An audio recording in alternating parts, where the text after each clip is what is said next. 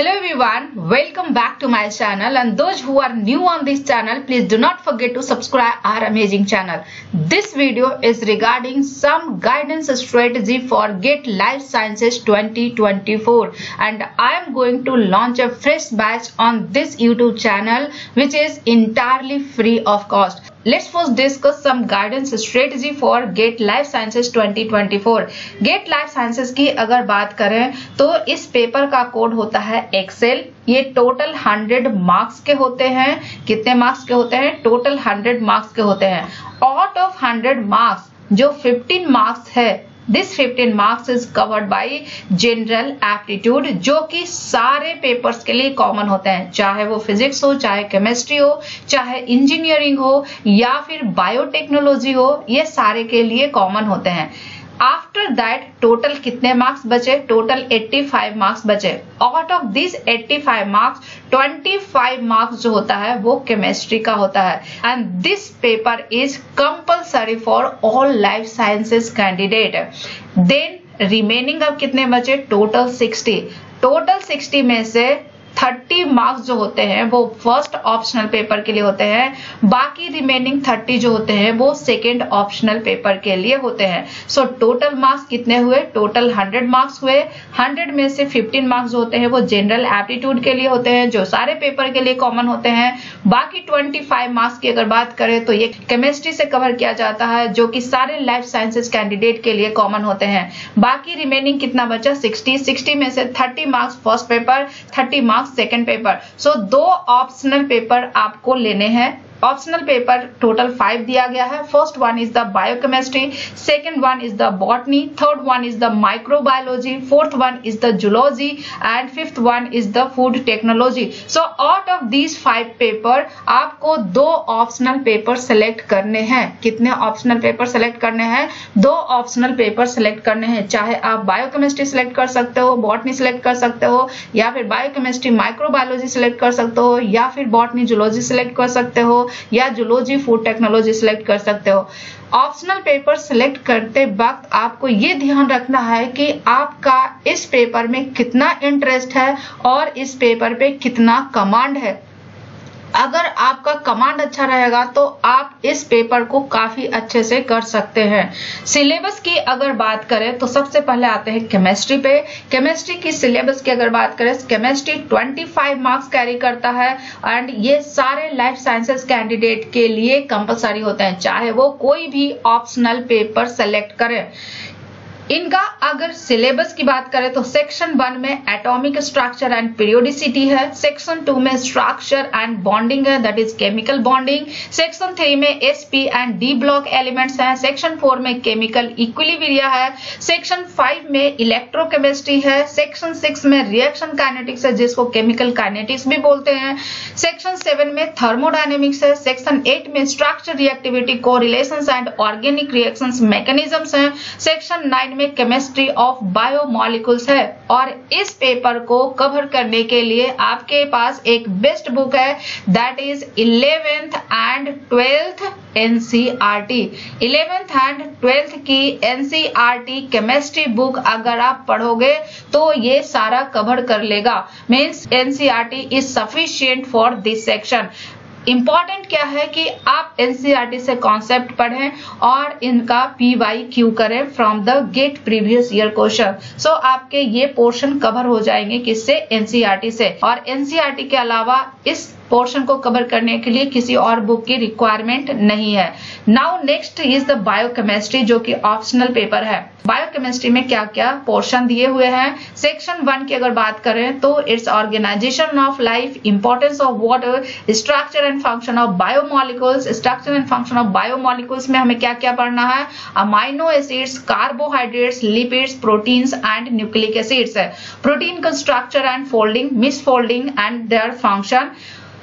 Myoglobin, haemoglobin, lysozyme, ribonuclease A, carboxypeptidase and chymotrypsin. Section 2 की अगर बात करें तो enzyme kinetics, regulation and inhibition, vitamins and coenzymes, bioenergetics and metabolism.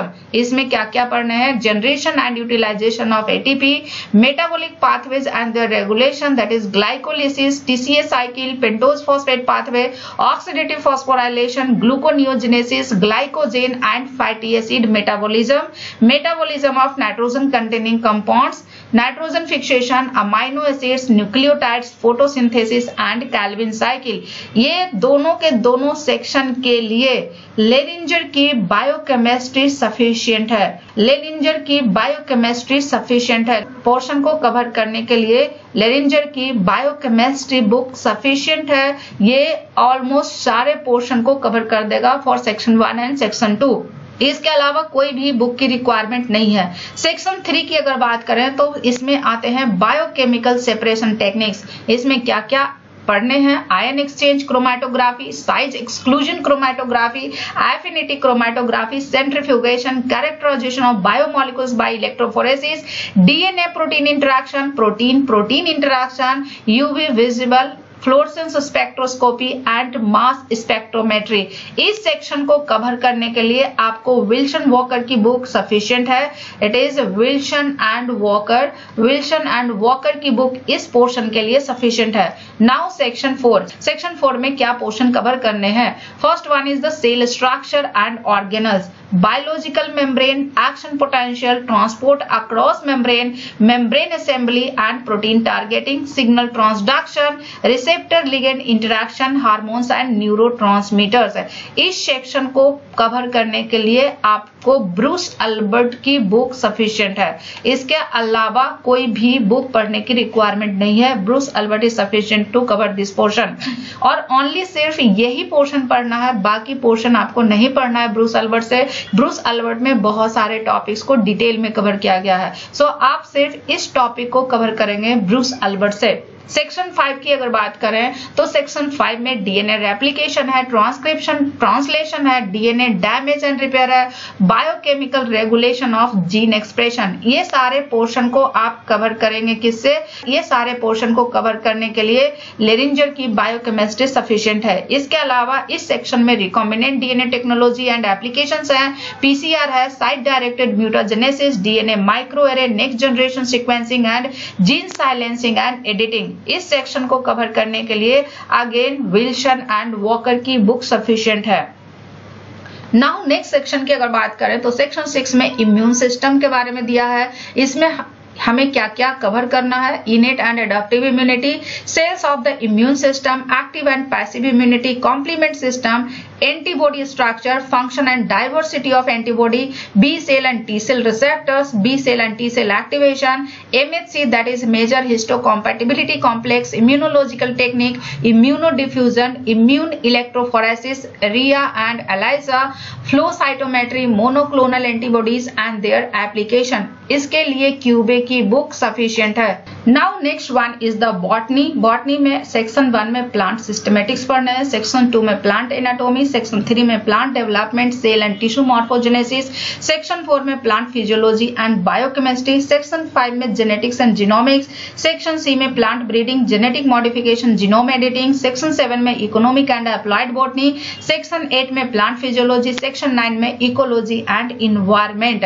Microbiology की अगर बात करें तो सेक्शन 1 में हिस्टोरिकल पर्सपेक्टिव, सेक्शन 2 में मेथड्स इन माइक्रोबायोलॉजी, सेक्शन 3 में microbial taxonomy and diversity, section 4 में प्रोकैरियोटिक सेल्स में स्ट्रक्चर एंड फंक्शन, सेक्शन 5 में microbial growth, section 6 control and micro organisms, control of micro organisms, section 7 में microbial metabolism पढ़ने हैं, section 8 में microbial disease and host pathogen interaction, section 9 में chemotherapy, antibiotics, section 10 में microbial genetics, section 11 में microbial ecology पढ़ना है। So these are the sections under microbiology optional paper.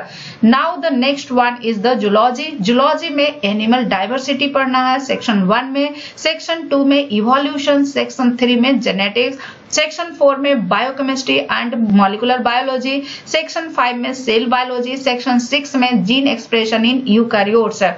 So zoology में अगर ये 6 सेक्शन देखें तो बायोकेमिस्ट्री अगर आप अच्छे से प्रिपेयर करते हैं तो ये 3 सेक्शन आपको इसमें प्रिपेयर नहीं करने पड़ेंगे, क्योंकि ये 3 सेक्शन कवर कर लेता है बायोकेमिस्ट्री का। Animal diversity, evolution and genetics. Genetics के लिए पूरी तरह से गार्डनर आपके लिए सफिशिएंट है, या कोई भी स्टैंडर्ड बुक्स को आप फॉलो कर सकते हैं। एनिमल डाइवर्सिटी एंड इवोल्यूशन के लिए कोई भी स्टैंडर्ड बुक फॉलो कर सकते हैं, बट उससे पहले आप एनसीईआरटी 11-12 आपको पढ़ना जरूरी है। बाकी ये तीनों सेक्शन 4, 5 एंड 6 ये पूरा का पूरा लेरिंजर एंड ब्रूस अल्बर्ट कवर कर लेगा, जो कि ऑलरेडी ये सेक्शन दिया हुआ है बायोकेमिस्ट्री में। इसके अलावा सेक्शन 7 में एनिमल एनाटॉमी एंड फिजियोलॉजी है। एनिमल एनाटॉमी एंड फिजियोलॉजी के लिए टोटोरा की anatomy and Guyton and hall की एनिमल फिजियोलॉजी सफिशिएंट है।